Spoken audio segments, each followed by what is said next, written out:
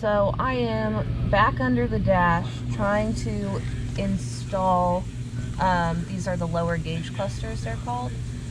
I had them in yesterday and I was trying to wire them up from underneath the dash and it just became a nightmare. So I actually pulled them back out. This one I hooked up the wiper switch, the light switch, and the ignition. And now and then I put it back on, and now I'm under here just trying to route lights and such. We replaced the lights. Next will be this lower gauge cluster, and I'll do the same process. I will hook up the switches off the dash, install it into the dash, hook up the lights, and we're still waiting on the backing plate up here for the upper gauge cluster, which is like your speedometer and your fuel and all that. That's getting painted. And once I have that, I can hook up the entire upper gauge cluster, and then we can make sure that everything works the way it's supposed to, and hopefully that'll all get finalized. So I was under the dash finishing the installation on this, and I was having shit poking me in the eye, I was having shit hitting me in the head, and I kind of got fed up. And there was a piece of black electrical tape under the dash tucked up where the kick panel goes, and I pulled at it because it was in my face, and I found two wires under the dash like this. And this is how to piss a mechanic off in 2 minutes. What you're looking at, let me get a better light on it. So these were both covered in electrical tape, and that is soldered. So someone went under this dash, saw the exposed wiring, and said, hey, I'm gonna solder this and put tape on it. Well, number one, vinyl electrical tape, it might be flame retardant, but it is still flammable. So we don't put that over exposed wiring. Second of all, these should have been replaced. They're all rotted, that's cracked, they're no good. So what we're gonna do is we're gonna cut them out, we're gonna replace them, we're gonna correctly solder them, we're gonna heat shrink them, and then we're gonna wrap them with cloth tape, which is what they should have been originally. So we just found that. So we just installed the other lower gauge cluster. This is your AC controls, your antenna up and down controls, and then your cigarette lighter. So now that this is in, I'll go under there. I will tidy up some of the wiring, and then we're waiting on this backing plate still, and then I can go under and fix the wiring we found earlier. So for the last half of yesterday, first half of today, I've been working on this. This is the vacuum line system for the heat and air control, and it's kind of a nightmare. So I'm under this dash. Those are, and all of these are getting replaced. Those are the vacuum lines coming from the engine bay.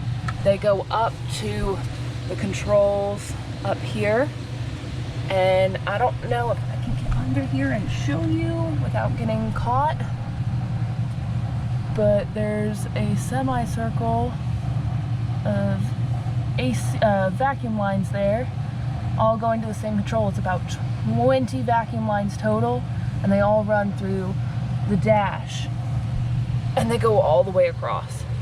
So between wiring and putting the gauges together and fixing everything, I've been doing that. Waiting on colored tape right now, but that's gonna take a while. We are just still doing the vacuum lines for the heater and AC. Finally got our colored tape in. Now it's just a matter of routing them and figuring out what goes to what. So last week, Mike, our other mechanic, did the vacuum system for the wipers. I was working on something else. Well, this week I went to do the vacuum system under the dash, and I noticed that I had two vacuum wires that didn't seem to go to anything. I traced them back to the window wiper switch, which is where they were supposed to go, and then I realized they had been cut off inside the cab. So I came out here with our handy dandy manual we got from Lincoln Land, and I traced where they're supposed to go. Back here you can see this little hole that has this cable going through it. Well, what we just learned by looking at the manual is that this cable is supposed to be routed through the fender and out, and the two vacuum lines that were cut off are supposed to go here. Someone just kind of put dum-dum gum over the hole. So those wipers haven't worked probably in a while, and they probably haven't sprayed fluid in even longer. So what I'm about to do, because I realized that some of his vacuum lines don't match up with the manual and what I did under the dash, is I'm actually about to reroute all of these vacuum lines. And hopefully when we turn the car on soon, everything will work.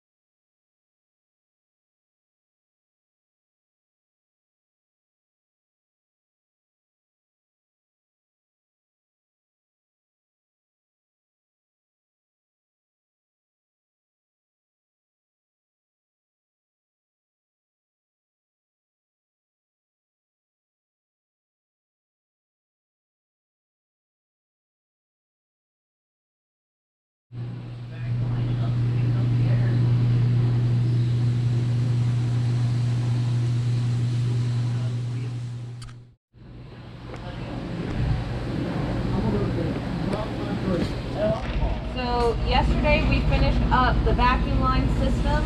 There's still a few kinks we have to work out, but as of right now, we have moved the link into the lift. We are taping off from undercarriage. We're gonna taping off the undercarriage. We're gonna seal some of the floor patches that were done prior to us. We are going to undercoat everything, and then once that's all done, we're gonna do things like gas lines and brake checks and a full inspection.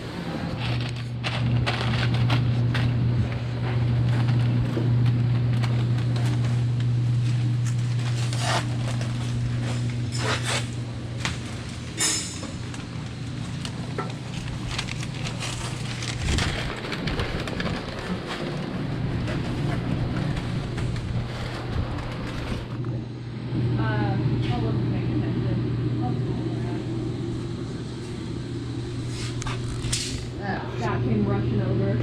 You're on fire, fire! Am I good? Okay. So we are remaking the fuel lines on the Lincoln. We got under it a few months ago and realized that some of the fittings weren't correct, some of the clamps weren't correct. And then we got under it today and we realized that there was a line that didn't go to anything. It was just floating in midair. It was probably the original line that someone had replaced. So we are remaking that line right now. We got rid of, and you can look over there, it was like 90% steel hose, which is not correct for this car. So those are the old lines we removed. One we're using as a pattern, and the other one, it's just trash.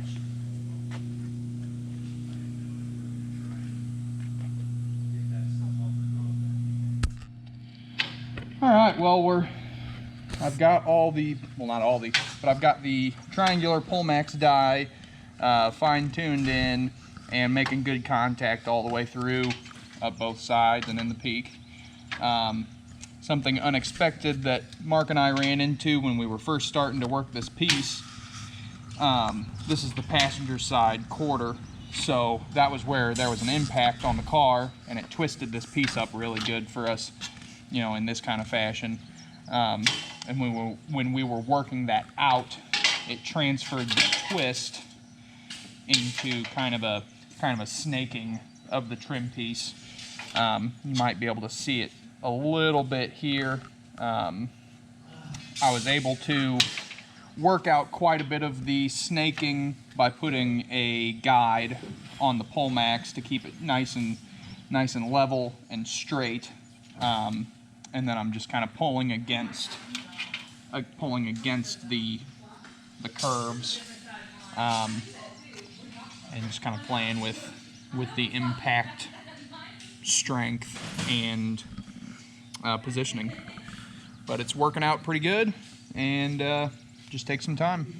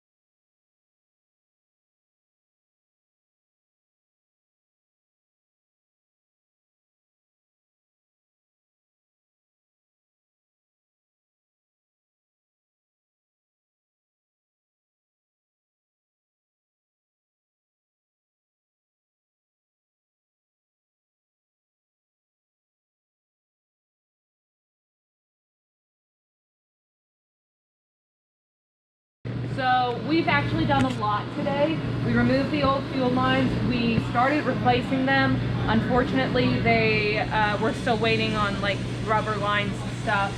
So we're waiting on some parts for the fuel lines. But we did fuel lines. We unmasked the entire car after undercoating. We checked our U-joints. We checked our brakes. We replaced 2 of the main transmission mounts that were bad.